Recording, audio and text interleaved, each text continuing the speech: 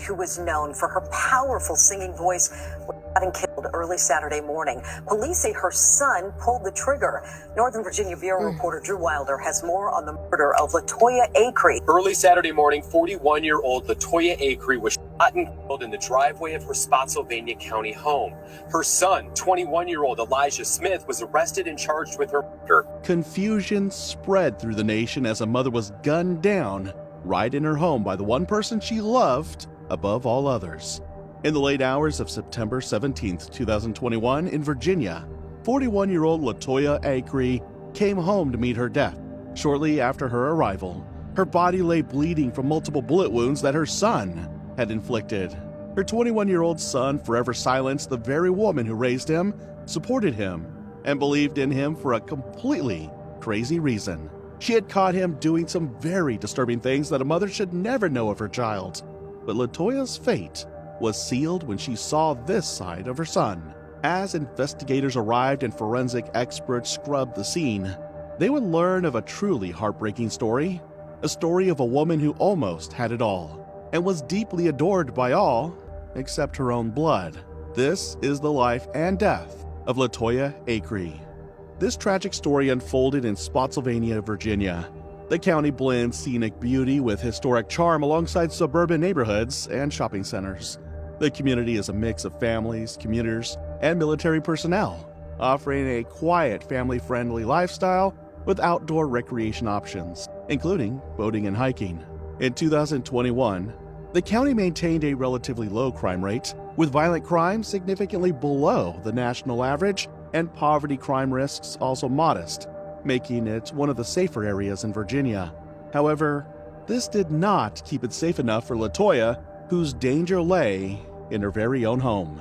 Latoya Clara Acree was born on November 23, 1979, in Virginia. Raised in the church and shaped by Southern traditions, she was the daughter of Telia Acree and Milton Carpenter, and the granddaughter of Sterling and Clara Acree. She grew up surrounded by gospel music and kindness, and by all accounts, carried those values with her through every stage of her life. She attended public school in both Essex and Arlington counties before eventually moving to Woodbridge, and later Spotsylvania, Virginia. Determined to build a stable future, she enrolled at Paul Mitchell Hair School in Woodbridge, where she earned her cosmetology license. She later added a healthcare certificate in phlebotomy to her resume, but Latoya had bigger dreams and more to achieve. After honing her skills at a local beauty shop, she opened her own salon. Latoya was not just trained, she was driven. Her salon went beyond being just a place to get your hair done. It was a sanctuary where women came in weary and walked out renewed. Latoya continued to take up more jobs to support her family, like working as a pharmacy technician at Rite Aid and taking on a medical transport job. She was the kind of woman who gave everything to her job, and she worked so hard for a reason.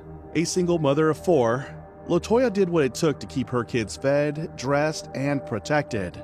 She was separated from their father but remained dedicated to giving her children the very best. Latoya was fiercely loving and deeply committed to her family, and while parenting on her own came with its share of sacrifices, she never let it stop her from dreaming bigger. By 2017, Latoya felt a stirring inside her. The long hours and emotional toll of her job as a stylist weren't enough anymore. She wanted to help people beyond beauty, so she enrolled at Walden University to study social work. At the same time, she began to pursue her first love, music. That's when the world began to take notice.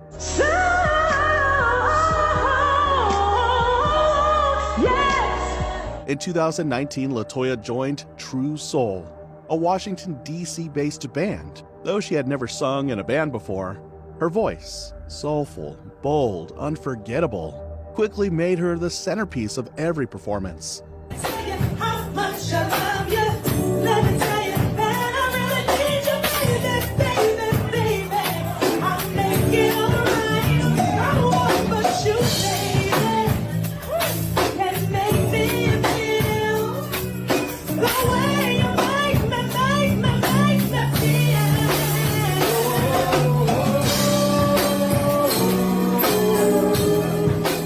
Audiences didn't just hear her sing, they felt her every word. Her stage presence was magnetic, her spirit radiant, But her talents didn't stop at singing. LaToya was also beginning to act. She landed a role in an independent film titled District Queens, where she played the character Ebony. It was another sign that she was on the verge of a major breakthrough. And now you're asking for a lot. It wasn't a lot when we gave you that motherfucking money to get you elected, now was it? Behind the scenes, she was also transforming physically. Determined to regain control of her health, LaToya began working out. She also started changing her diet and reclaiming her confidence.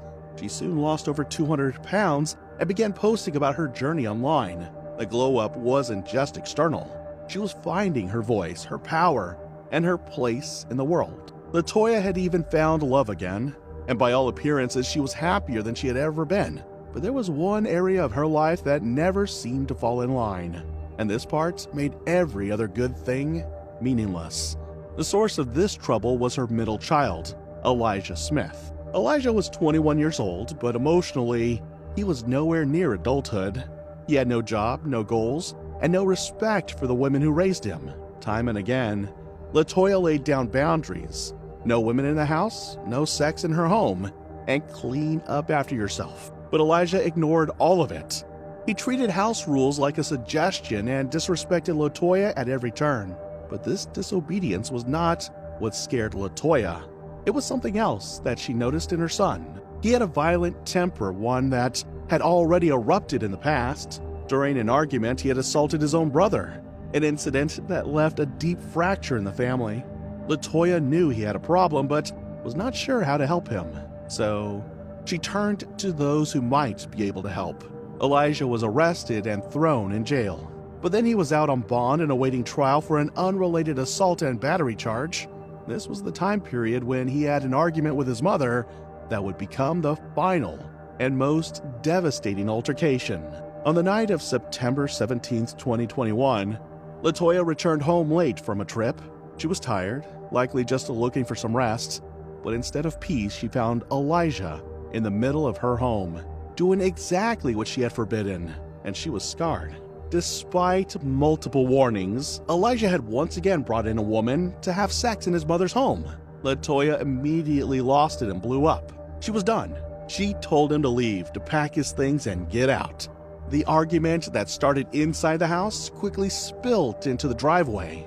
They were on very opposing ends, as Elijah believed he was grown enough to do whatever he wanted, but LaToya demanded some respect for her space, and the fight was just getting started.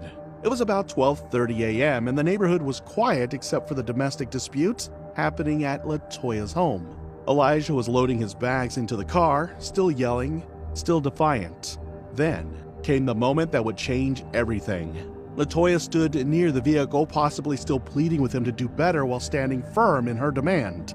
Elijah got into the driver's seat, rolled up the passenger window, and from behind the glass, he pulled a gun. At first, it seemed like a mere threat, until he suddenly changed his mind. And just like that, in one heartless move, he shot his mother in the chest. LaToya collapsed in the driveway, the same driveway where she had once played with her kids, where she had brought groceries home, and where she had built her life. Neighbors heard the shot and immediately called 911. Sirens wailed in the distance as she lay dying in the very place she had spent her life building for her family.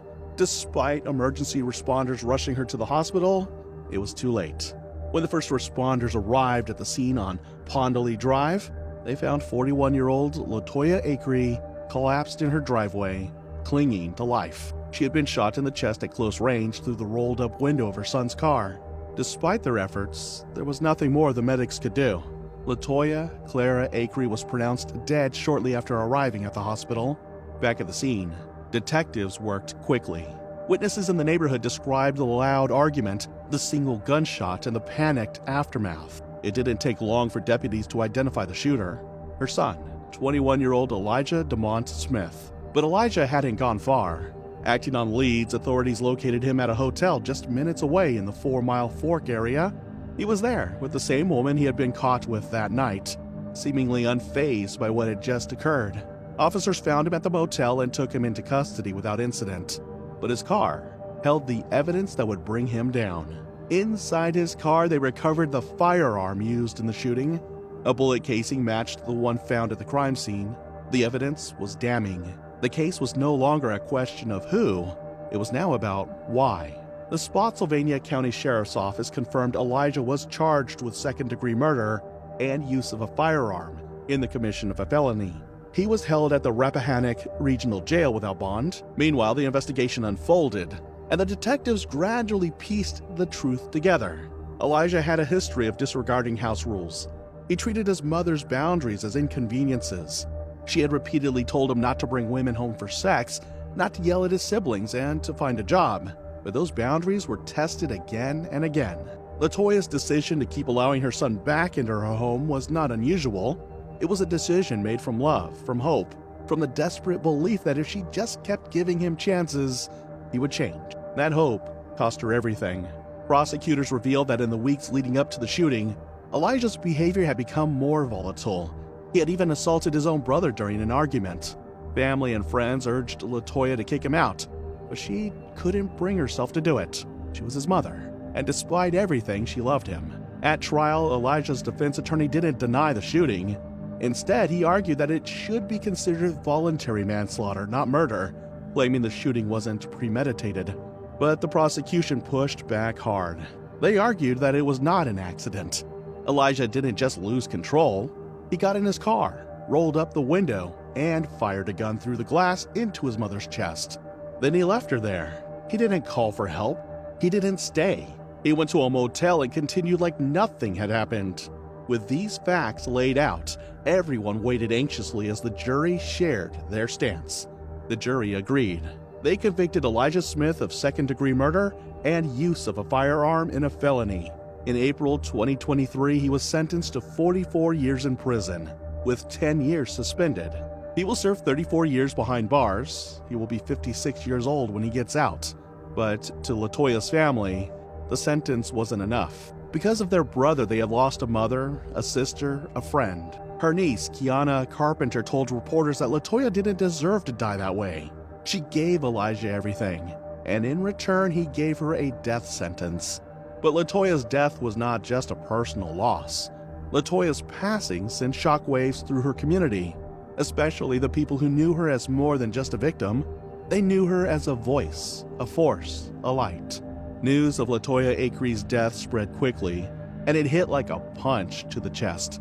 Not just because she was loved, but because the circumstances were almost too painful to process. A mother taken by her own child. A voice was silenced just as it was finding its highest note.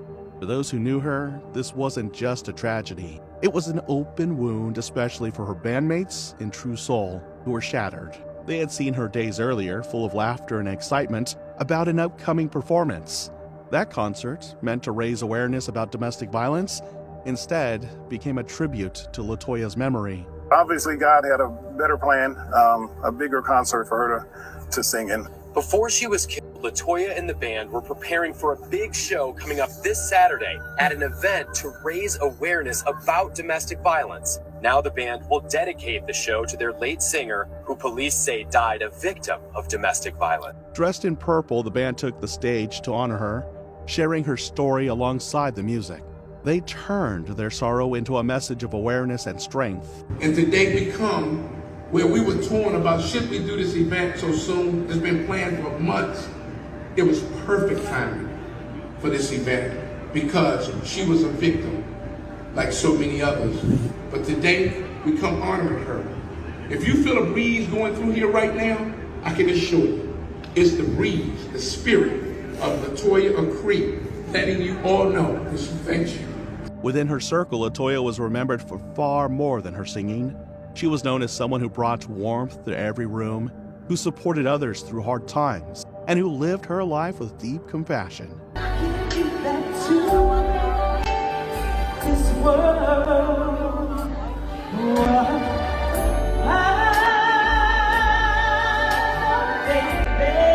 Her friends from Walden University, former co-workers, and fellow creatives spoke of her kindness, her easy laugh, and her willingness to lift others up no matter what she was going through.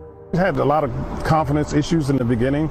She had lost, 100 pounds. She got a new boyfriend. She was really, really happy. It seemed like things were just turned around for her. The pain of her passing was felt acutely by those closest to her. Her family laid her to rest in a ceremony that reflected the fullness of her spirit. There were tears, but also music, memories, and unity. Her children, her niece, her granddaughter, and her community stood together to remember a woman who had given so much of herself. As grief settled over the community, conversations began to shift. People started asking deeper, more difficult questions about the nature of abuse within families. Many had seen signs: emotional volatility, broken boundaries, disrespect, but had struggled to act. LaToya's death forced a reckoning with these quiet struggles, especially those borne by mothers holding on to hope in the face of chaos. Her story became a reminder that abuse doesn't always come from strangers. Sometimes it originates within the home, and that kind of harm can be the most dangerous of all, because it is often hidden, excused, or overlooked. But silence protects no one. If someone is living with fear or disrespect, even from a loved one, they need to know they are not alone. Resources like the National Domestic Violence Hotline exist to offer help, offering a lifeline through calls, texts, or online chats at 1-800-799-SAFE or thehotline.org. LaToya Acree's life was filled with hope, love, and purpose. She was a mother, an artist, a believer in second chances, and a source of strength for so many. Her legacy deserves to be remembered not only for her tragic death, but for the beautiful, determined life she lived. Her story is a reminder that love should never hurt. Safety and peace are not luxuries, they are rights. And when the warning signs appear, we must speak, act, and support one another. Let her light continue to shine by helping others find their way out of darkness. Her legacy is not just in her voice. It's in the voices she helps to protect.